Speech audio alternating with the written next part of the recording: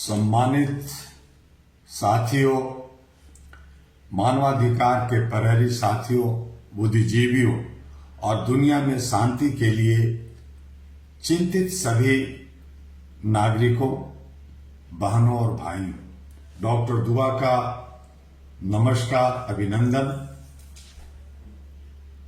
आज जो हालात विश्व पटल पर है, आप उससे भली भांति परिचित हैं, चिंतित हैं और ये भी हम और आप कोशिश कर रहे हैं कि युद्ध रुके, शांति बहाल हो, अमन और शांति, भाईचारे कायम हो। इसलिए आज युद्ध किस करवट बैठेगी, इस विषय पर आज मैं मानवता के सबसे खतरनाक सच को उजागर करना चाहता हूं। आज मैं पूरी दुनिया से एक सवाल भी पूछता हूं कि युद्ध किस करवट बैठेगा। यह केवल एक राजनीतिक सवाल नहीं है, यह मानव सत्ता के अस्तित्व का सवाल है। आज पूरी दुनिया बारूद के ढेर पर बैठी है। हर दिशा से युद्ध की आहट सुनाई दे रही है। रूस और यूक्रेन का युद्ध वर्षों से चल रहा है, 5वें वर्ष में इंटर कर रखा है। मध्य पूर्व में इजराइल और गाजा की धरती इंसानी खून से लहूलुहान हो चुका है, भीग चुका है। ईरान और अमेरिका के बीच तनाव किसी भी क्षण एक बड़ा विस्फोट कर सकता है। अभी तो एक दूसरे पर दोषारोपण, डायलॉग और छोटी मोटी मिसाइलों से इधर से उधर, जैसे ये दिवाली में पटाखे छोड़ रहे। पाकिस्तान और अफगानिस्तान अस्थिरता की आग में झुलस रही। ऐसा लगता है जैसे दुनिया के ताकतवर देश मानवता के भविष्य को बारूद के गोदाम में रखकर सत्ता की शतरंज खेल रहे। सत्ता का सबसे खतरनाक नशा युद्ध है। साथियों, इतिहास गवाह है कि युद्ध हमेशा सत्ता के अहंकार का परिणाम होता है। पहला विश्व युद्ध हुआ, दूसरा विश्व युद्ध हुआ। इन युद्धों ने पूरी दुनिया को तबाही के अंधकार में ढकेल दिया। लेकिन सवाल यह है, क्या दुनिया ने इससे कोई सबक सीखा? आज भी हथियारों की फैक्ट्री पहले से ज्यादा तेजी से चल रही है। आज भी नए नए परमाणु हथियार बनाए जा रहे हैं। आज भी दुनिया के शक्तिशाली देश अपनी ताकत का प्रदर्शन करने में लगे हुए हैं।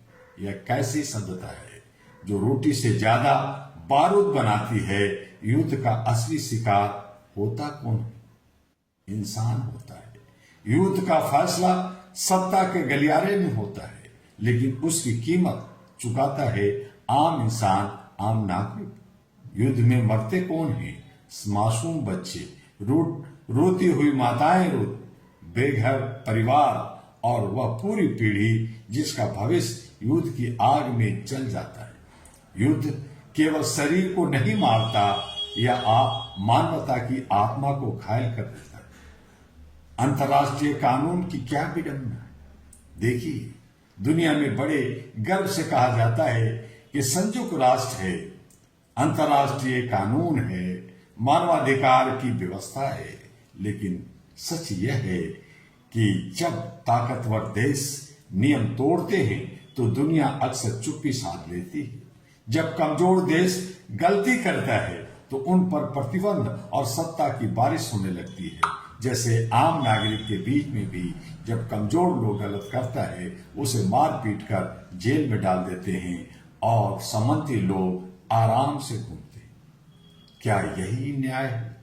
क्या यही वह वैश्विक व्यवस्था है जिसका दावा किया जाता है?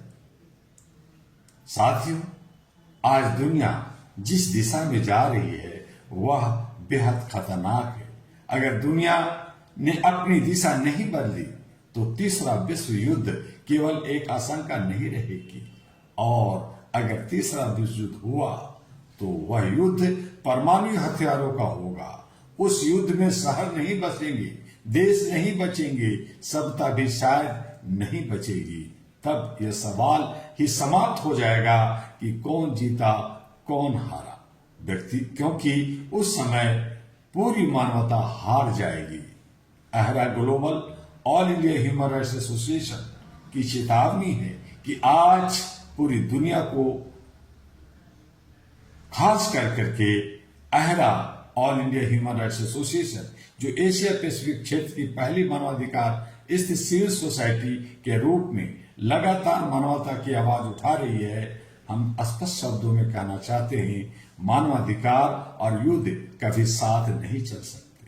जहां बम गिरते हैं वहां मानवाधिकार मर जाते हैं। जहां मिसाइलें बरसती है वहां संविधान और न्याय मलबे के नीचे दब जाते हैं। दुनिया को अब फैसला करना होगा, दुनिया को तय करना होगा, क्या वह हथियारों के रास्ते पर चलेगी या मानवता के रास्ते पे। हमें चाहिए संवाद, कूटनीति, न्याय और मानवाधिकार आधारित वैश्विक व्यवस्था। जब तक दुनिया ताकत की भाषा छोड़कर मानवता की भाषा नहीं सीखेगी तब तक शांति केवल एक सपना बनी रहेगी। आज मैं दुनिया के नेताओं से कहना चाहता हूं, इतिहास बहुत कठोर होता है। अगर दुनिया ने अभी भी अपनी दिशा नहीं बदली तो आने वाली पीढ़ियां हमसे पूछेगी, जब युद्ध को रोका जा सकता था तब तुमने क्या किया। आज दुनिया के सामने केवल एक प्रश्न है, युद्ध किस करवट बैठेगा? क्या वह विनाश की ओर जाएगा या मानवता शांति की ओर कदम बढ़ाएगी? यह फैसला आज हमें करना है। अगर हमने आज सही फैसला नहीं लिया तो कल इतिहास यह लिखेगा, मानवता के साथ, मानवता के पास शांति चुनने का मौका था लेकिन उसने युद्ध को चुना। ये युद्ध रुकना चाहिए। डॉक्टर दुआ का ही नहीं, अहरा परिवार का नहीं, बल्कि हम सब मानव जाति का, जो विश्व स्तरीय पर रहते हैं, सामाजिक प्राणी हैं, इन्हें शांति और सद्भावना के साथ जीने और मरने का अधिकार है। इसे कायम करना चाहिए। बस इतना ही। मैं फिर अगले वीडियो में मिलूंगा, लेकिन अंत में एक बात तो जरूर है कि HRTV अहरा को लाइक, सब्सक्राइब, फॉरवर्ड करना ना भूलें, और AG अहरा ग्लोबल जो तमाम सोशल मीडिया पर है उसे भी लाइक, सब्सक्राइब, फॉरवर्ड करना ना भूलें और लोगों तक पहुंचाएं। अहरा की सदस्यता चल रही है। दिल्ली हेडक्वार्टर से संपर्क कीजिए। सभी सदस्यता दिल्ली की हेडक्वार्टर से ही होती है और कोई भी लेन देन या सदस्यता शुल्क कैश में ना करें। सभी all India Human Rights association के नाम से ही करें और दिल्ली में करें। आपका डॉक्टर दुआ। नमस्कार।